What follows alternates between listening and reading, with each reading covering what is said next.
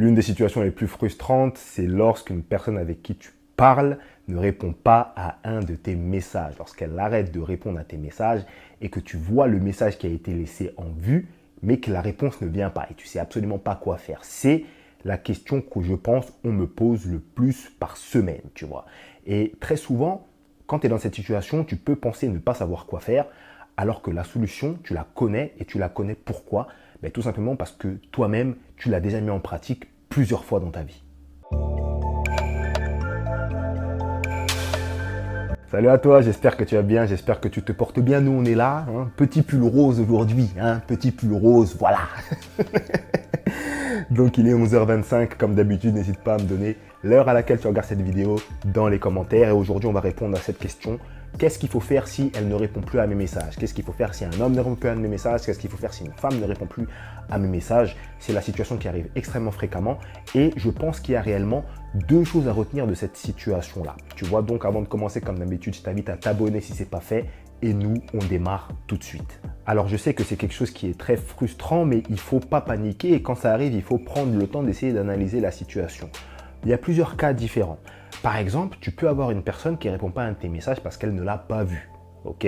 Bon, généralement, on sait très bien que ce n'est pas pour ce genre de cas que tu es mal. Parce que maintenant, avec les moyens de communication qu'on a, on sait quand une personne a vu un message. Mais il y a une autre situation qui arrive très fréquemment et que beaucoup de personnes oublient, c'est qu'il y a des gens qui vont voir un message, l'ouvrir, le lire et répondre plus tard. Lorsque eux ne seront plus occupés ou lorsqu'ils seront dans une meilleure disposition pour pouvoir faire la conversation avec toi. Et ça, c'est quelque chose qui arrive très fréquemment.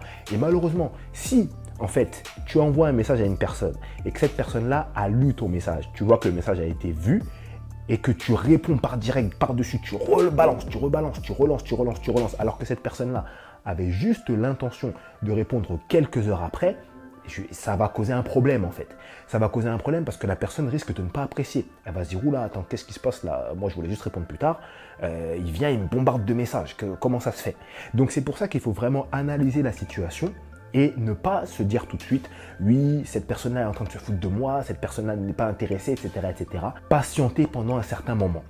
Maintenant, si la personne a vu ton message, qu'elle n'y a pas répondu, tu as attendu un certain laps de temps et cette personne-là ne t'a toujours pas répondu, il faut bien comprendre une chose, c'est que ce n'est pas en renvoyant plus de messages que cette personne va avoir plus de chances de te répondre.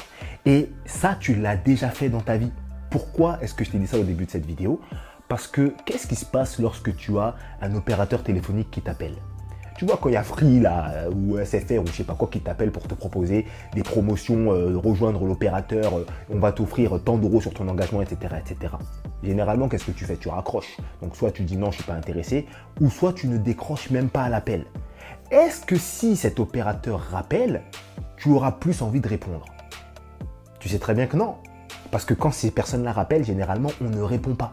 Et donc, en fait, c'est exactement le même procédé. C'est pas parce que tu vas renvoyer plus de messages à une personne qui ne te répond pas que cette personne-là va encore avoir envie de plus te répondre. Généralement, les personnes qui ne répondent pas sont des personnes qui ne disent pas clairement « j'ai pas envie de te parler ». Tu vois, ça, c'est quelque chose que je valide pas. Moi, personnellement, j'aime les personnes qui sont claires et qui posent justement leur sur la table, okay, on a compris le mot, et qui viennent et qui disent « écoute, j'ai pas envie qu'on parle, je préfère qu'on s'arrête là, bonne continuation ». Mais il y a beaucoup de personnes qui ne vont pas faire ça, il y a beaucoup de femmes qui ne vont pas faire ça, certains hommes aussi, qui vont laisser les messages en vue. Et donc ces gens-là juste ne veulent plus te parler, mais ils ne veulent pas le dire, tu comprends? C'est pas parce que tu envoies plus de messages que ça va changer. Si tu envoies plus de messages, ça va encore plus les conforter dans le fait qu'ils ne doivent pas te répondre. Donc bombarder ce genre de personnes-là, ça n'a absolument aucune utilité, même si ça peut être très blessant et très frustrant. La seule et unique chose que tu peux faire dans cette situation-là, c'est tout simplement le fait de prendre de la distance.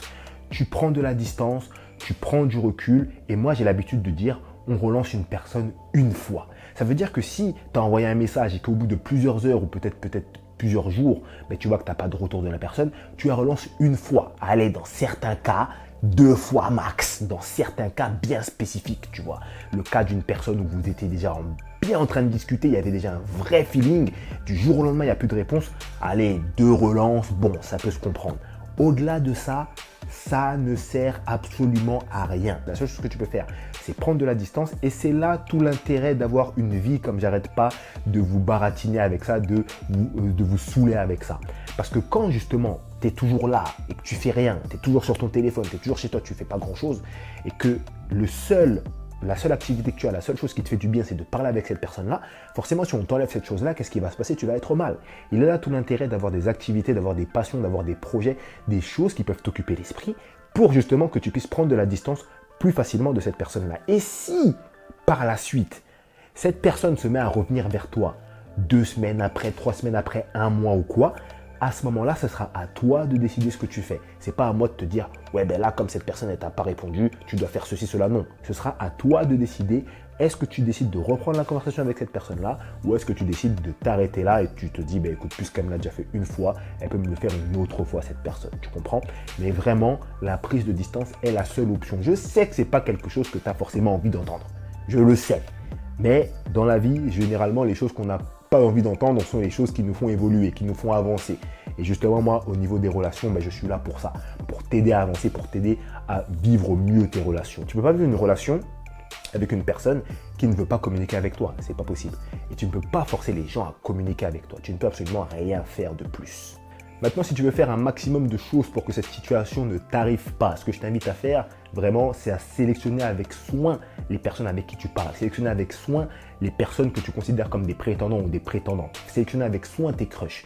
Et pour ça, il faut savoir justement quelles questions se poser. Comment valider est-ce que cette personne-là peut te correspondre ou pas. Et pour ça, c'est pour ça que je t'invite à télécharger mon e-book gratuit qui s'appelle la Love List. C'est le premier lien en description.